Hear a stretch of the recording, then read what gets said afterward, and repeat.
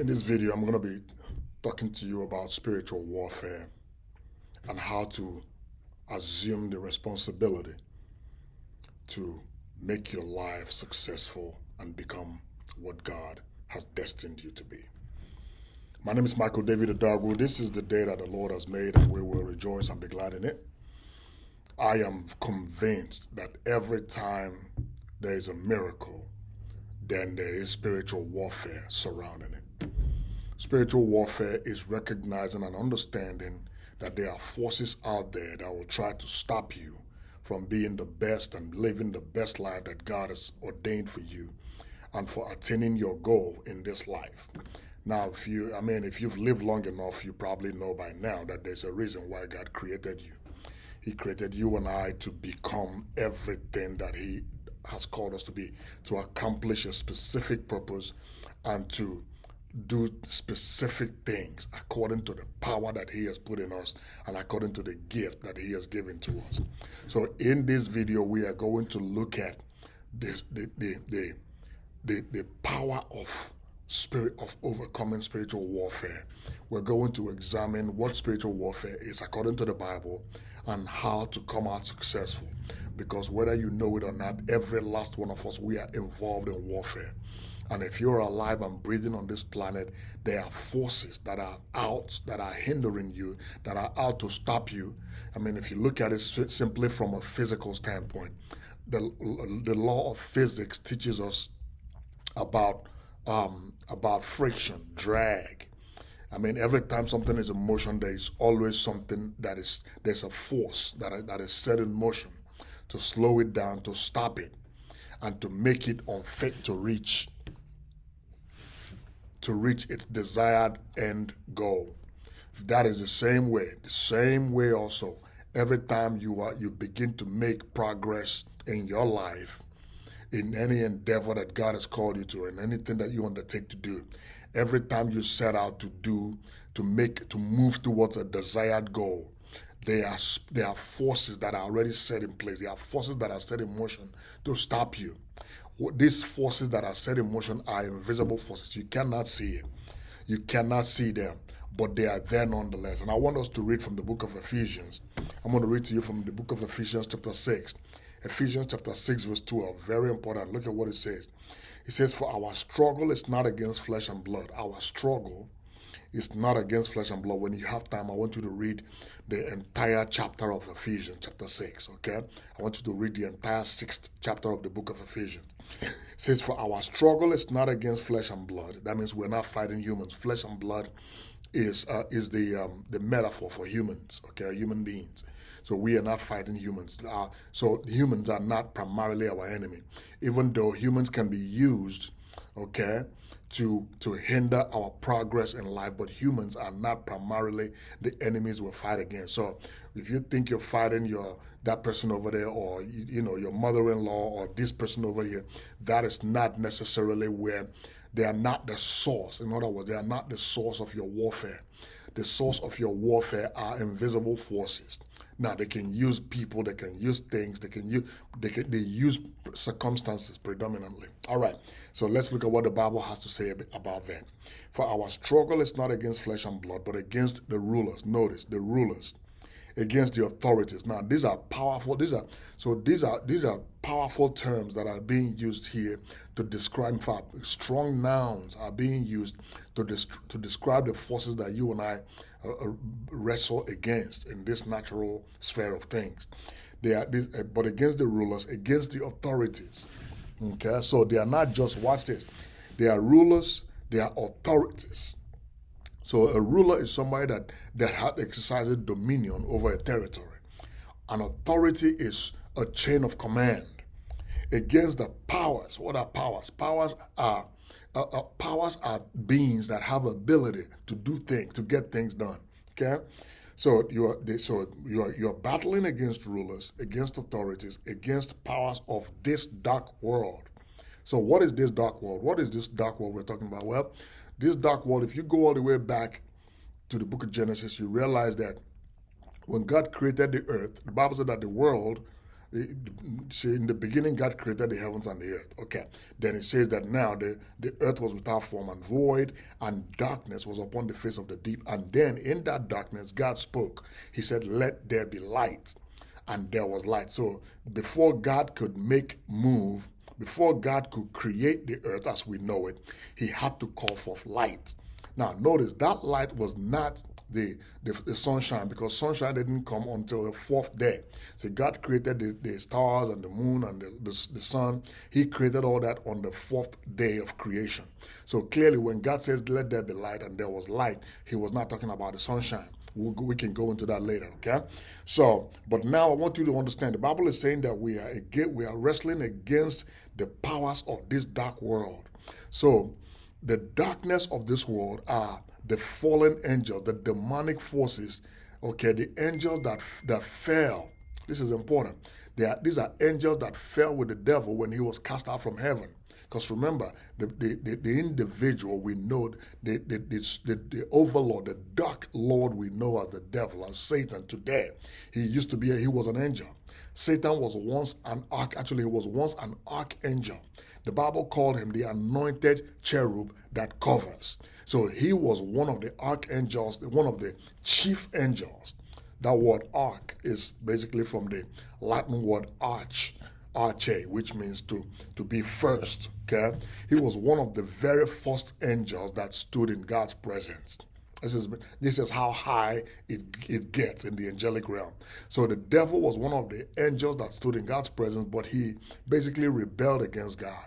He fomented a rebellion. The Bible tells us about that in the book of Ezekiel, how the devil said, "Okay, I'm going to ascend on the sides of the north," which is the position which is where basically that's where God dwells. He says, I'm going to ascend above the stars, and I'm going to be like the Most High. So he not only wanted to, that doesn't mean he wanted to be like God. He wanted to dethrone God. He wanted to become God.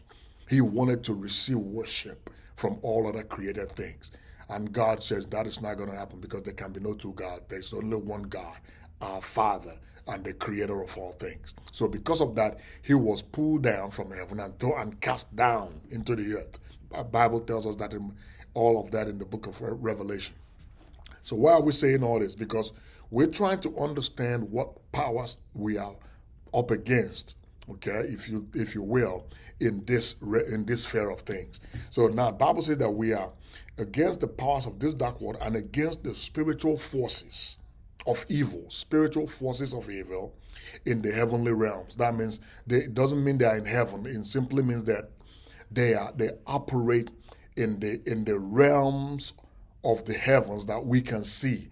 That means they do not primarily reside on this. In other words, you don't see them walking amongst us as visible beings. They reside in the air. They reside. Bible calls them the prince of the power. He called the devil the prince of the power of the air. It means that they reside in the heavenlies. They occupy airwaves. These are beings that know how to harness the airwaves. They know how to use.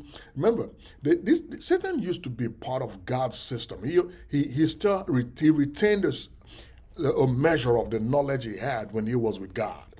Okay, because the gifts and callings of God are without repentance. God does not take stuff back. Okay, what happens is that when God has called you or gifted you, and you fall from the original position that He had placed you, He cannot recall those gifts. So it's up to you. So what happens is that those gifts become twisted in nature. So righteousness can be twisted into wickedness. And all the gifts that God gives to humans and to angels, when they fall from the original position and when they stop pursuing the purposes of God, when they stop using the gift that God has given them to achieve godly results and to achieve godly end goals, what happens is that those gifts and those anointings, if you will, get twisted. Okay, they become used for evil purposes, and that is what these angelic beings, that's where these angelic beings find themselves. Are you listening to what I'm saying?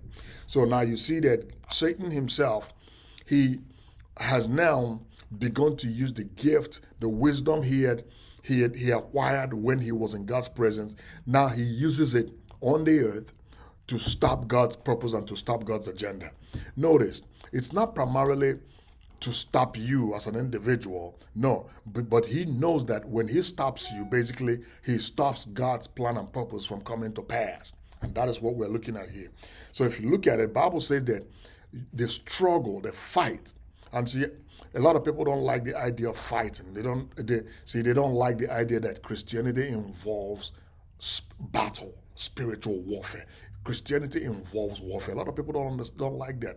Some people don't understand that. Some people will actually deny it. But here's the Bible telling you and I that our struggle, our fight, our battle is not against flesh and blood. It's not against human beings. It's not against visible forces, but against the rulers, against the authorities, against the powers of this dark world, and against spiritual forces in the heavenly realm. So, watch this. You came into this world fighting, because think of it from a natural standpoint. Conception took place. There were a million possibilities. Science tells us you happen to be the one that was allowed in here because you fought your way. You were literally one in a million. You beat a million other competitors to be here. And then look at the birth process. Babies come out of the womb kicking and screaming. It's a battle to break out into what you and I call our natural reality, our natural life. So also, if you are going to attain, see, everything in life is warfare. If you are going to attain and become God, who God has called you to be, you've got to overcome the natural forces that are out to stop you. And here's the thing: not only do you have to overcome the natural forces that are out to stop you, you have to also overcome your own natural tendencies, your natural inclination to sit back, relax, and do nothing. You have to overcome procrastination. You have to overcome laziness. There's a lot of things that are out that you have to personally overcome. And now you have to deal with the forces of the darkness of this world. Well, somebody says, well, oh my God, if that's all it takes, if it takes all that for me to become successful and to become everything that God has called me to be, well, I'm just going to lay back and not do anything. Well, then you've become a casualty of warfare. You become what is called collateral damage. So that means that you lost the battle. You threw in the towel without even trying. See, and that's sad, because with everything that God has invested in you, just look at it. For instance, I go to the gym, I work out, and I understand that the weights do not change. See, the weight doesn't get any easier. It's you that gets stronger. You develop your muscles. You develop you develop strength and tenacity to be able to lift weight, to lift heavier weight over a period of time. Okay, that's basically what it is. So it's not the weights that change, it's you that develop strength, you develop tenacity, you develop endurance, you develop the muscles to lift this weight. Are you listening to what I'm saying? So also, God has ordained that you take on the forces that are out to stop you. God has ordained that you confront your confrontations, that you eyeball the devil and the forces again that are arrayed against you, the forces of evil that are arrayed against you as a child of God, if truly you are a child of God. So these forces that are arrayed against you, see, God has ordained that you take them on, and that is why He has equipped you, and He has equipped you. He has equipped you with the power. He's equipped you with the ability. He's equipped you with the armor. That's why I said I highly recommend you read the entire book of Ephesians chapter 6, because then you see the armor that God has given to you. He is giving you the armor. The Bible calls them the armor of God. He is giving you armor. He's giving you the hardware that is necessary to overcome anything that the devil and his cohorts will throw at you. Are you listening to this? This is important. So, spiritual warfare then is an important aspect of life. In fact, success is not possible. See, when Jesus said in the book of John chapter 10, verse 10, He said, "For I have come," He said, the thief cometh not but for to kill, to steal, and to destroy. He says, "But I have come that they may have life and have it more abundantly." Okay. So, because that is the case, watch this. I have come that they may have life and have it more abundantly. So, for you and I to have life and to have it in abundance, What does abundant life mean? Abundant life means an ever-increasing, ever-growing experience of life and all the goodness that God has ordained for us to experience. See, if God simply intends for us to get saved or born again and come join Him in heaven, well then of course that means that as soon as you get born again, God kills you and brings you home to heaven. But that's not what it is. So He leaves us here on earth because notice when the children of Israel were redeemed from Egypt, notice they crossed the river, the Red Sea, correct? And then now from that point they have to fight enemies. They had to fight the Amalekites, they had to fight the Hivites, the Perizzites. Look, they had to fight all their way into Canaan, the promised land. Excuse me. They had to fight their way into the promised land. That is the same way that God had ordained for you and me, that we fight our way into the promised land.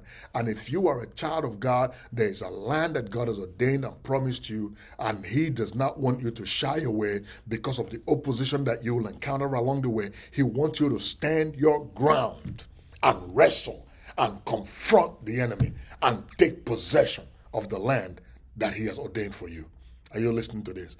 We're going to pick this up again tomorrow. I want you to stay tuned and stay connected because tomorrow we're going to look at the aspects of spiritual warfare that God has called you into and what it takes for you to be victorious and to become everything that God has called you to be. I'm Michael David Odogwu, and I will talk to you soon. God bless you.